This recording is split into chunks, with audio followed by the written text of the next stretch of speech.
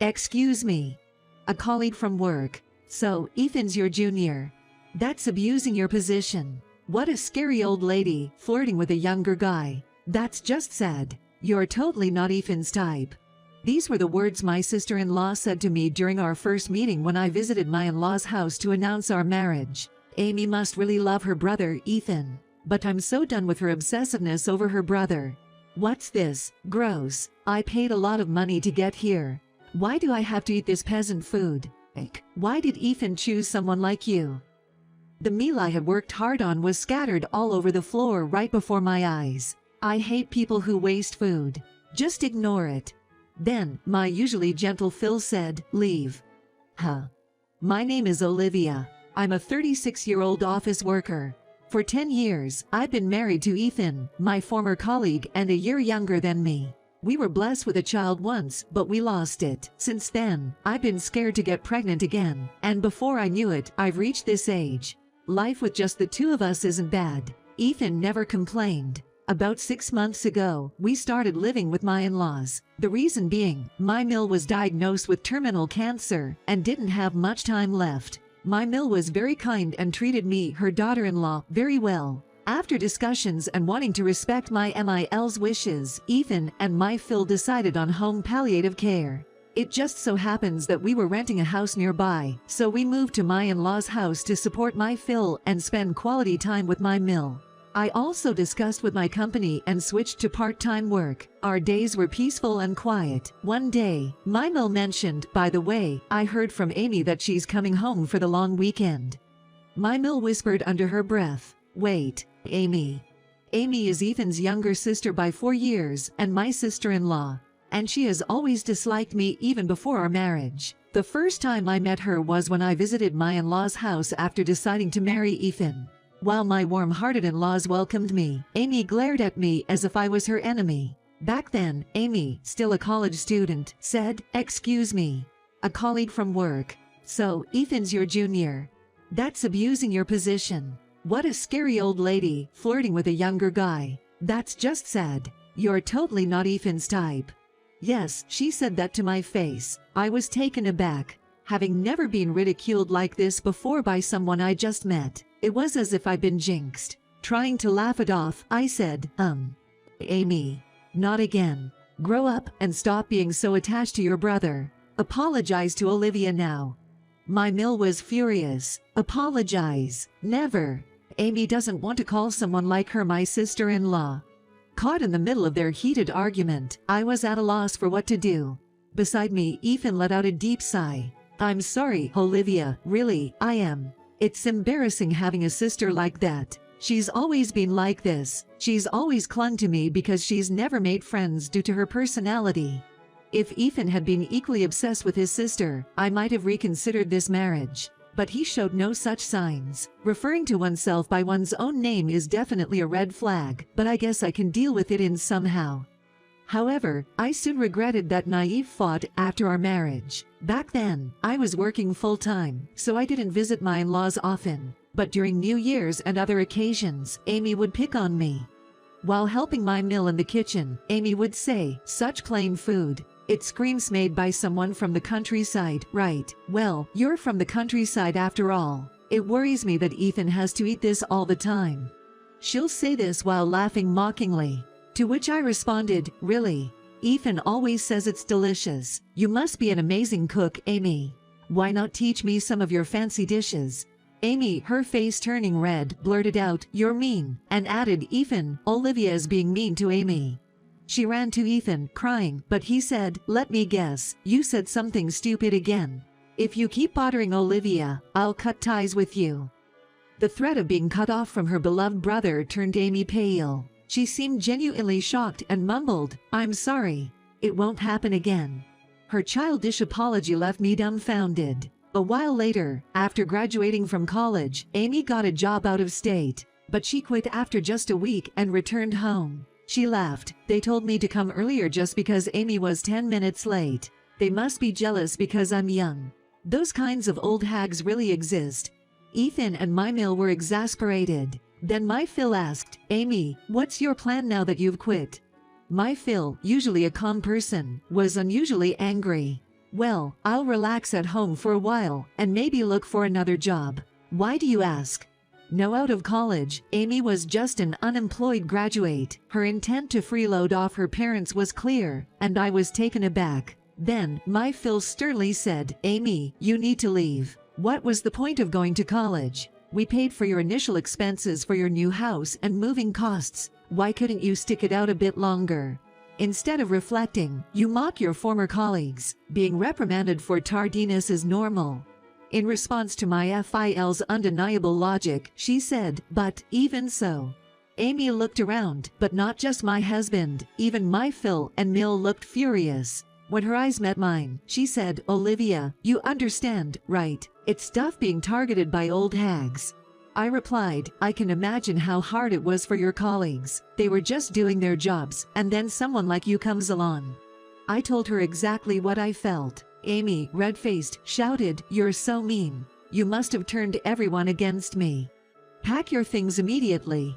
My Phil said coldly when Amy continued to make a fuss. A few days later, Amy forcefully left our family home. It's cruel to kick out your own child. I won't be there for you in your old age. My Mill was in disbelief. I'm sorry, Olivia. We didn't mean to spoil her, but she turned out this way. Having a problematic family member sure is tough. For several years, we heard nothing from Amy. She's probably doing fine somewhere, Ethan said. We, along with my in-laws, enjoyed peaceful times, going on family trips. We tried to inform Amy about my MIL's cancer diagnosis through my Phil and Ethan, but we couldn't reach her by phone, and we weren't sure if she even read the emails. I didn't expect her to help with caregiving, but as her daughter, I wished she'd at least show her face while my Mill was still well. Then, Amy came home during the long weekend. I guess she's worried about her mom after all. I was slightly pleased. However, the reason for Amy's return was unbelievable. From the front door, she exclaimed, finally made it. It was so crowded since it's a long weekend. She stomped into the house with loud footsteps. As always, she was her usual self, but something else caught my attention. Who's that? I asked. Beside Amy stood a man, looking at me with a puzzled expression. Who is this guy? Isn't he a bit rude for a first meeting?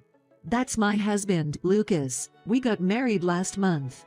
We were all taken aback by Amy's sudden marriage announcement. Lucas glanced at me and said, I apologize for the late introduction. I heard from Amy that she couldn't visit home due to some issues. I bet she couldn't say she was practically kicked out. I'd be embarrassed too. With those farts, I headed to the kitchen to prepare dinner. Amy followed, snacking on some food, and said, what's this? Gross. We paid a lot of money to get here. Why does Amy have to eat this peasant food? Why did Ethan choose someone like you? I was simply disappointed by her words. You never change, Amy, but at least try this beef stew. A lot of work was put into making it. I served some beef stew on a small plate and offered it to Amy. Amy smirked at my actions and said, I don't want it. I don't feel like eating this. She pushed the plate away, causing several dishes to fall and break, claiming it was an accident. In disbelief, Mill shouted, Are you serious? Acting like a child, don't you think it's embarrassing? Fuming, Amy retorted, so noisy. I just didn't want the family to eat bad food. There's no way the food was bad. That's because this dish is. It was then. Amy, leave now, and never show your face here again.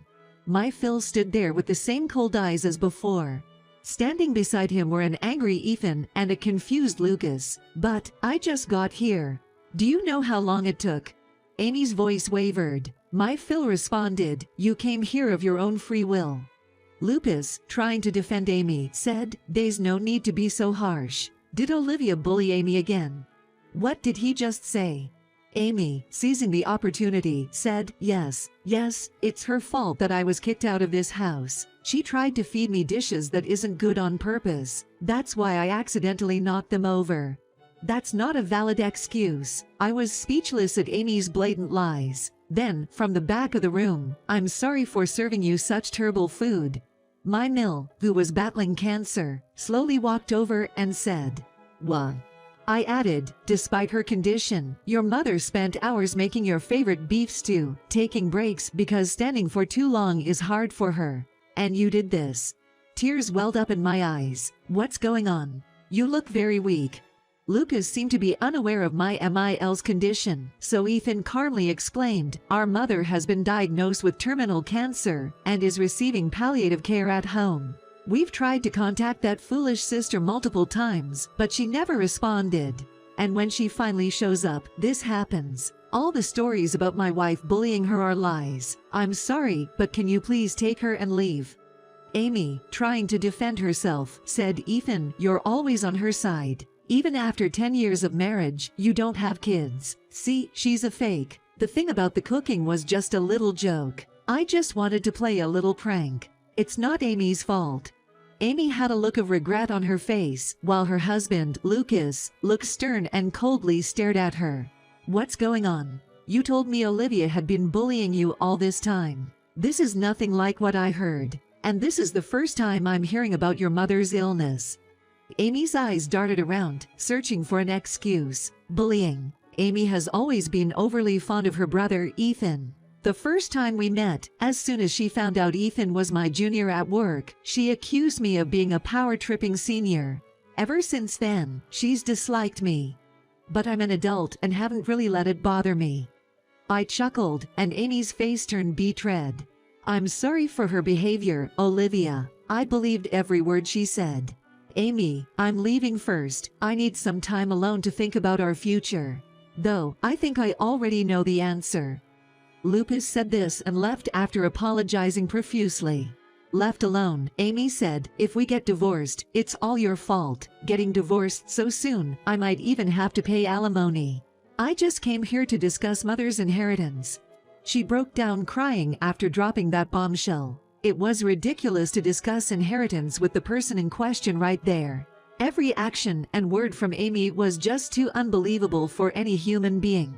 Amy, I have one last request. I don't want you at my funeral. And if you ever bother your father, Ethan, or Olivia, I'll never forgive you, and I'll haunt you for the rest of your life. Spat my frail Mill, out of breath and glaring at Amy. Amy, without a word, left the house with the same loud footsteps as when she arrived. The following month, Lucas visited our home. Or rather, Amy's ex-husband, Lucas. They had a lot of disputes after that incident, but they finally got divorced. They met at a singles event, and Amy had pretended to be a modest and feminine woman. Lucas was attracted to this version of her and decided to marry her. She claimed to be good at cooking, but it was evident she just bought pre-made meals. Lucas also had issues with Amy quitting her job without telling him.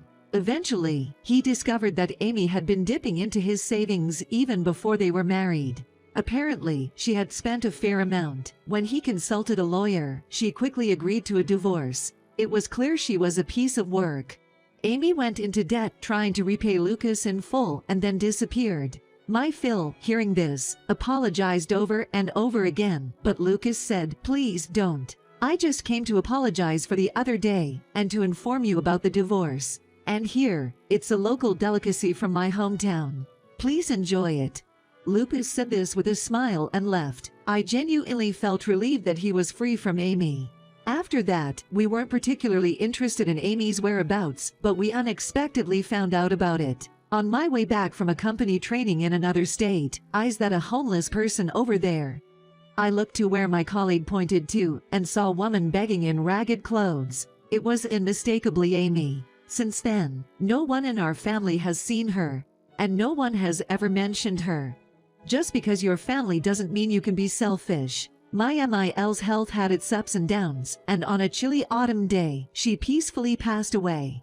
Thanks to you, Olivia, I could spend my last days at home. I can't thank you enough. I'm so grateful Ethan married you. Both the men in this house are crybabies, so if they get too down after I'm gone, you'll have to set them straight.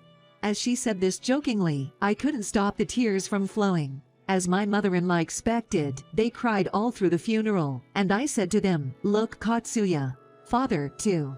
Please smile. I think she would be happier that way. Even so, my eyes were red from crying. After my Mill passed away, my Phil said, this house is too big for one person.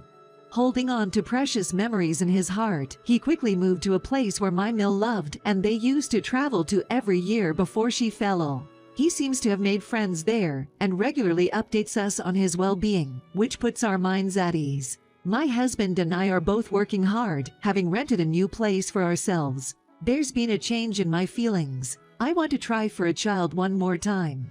My husband, sensing my nervousness, held me tightly. I believe that no matter what challenges come, we can overcome them together. With that thought, I cherish these peaceful moments and plan to do so forever.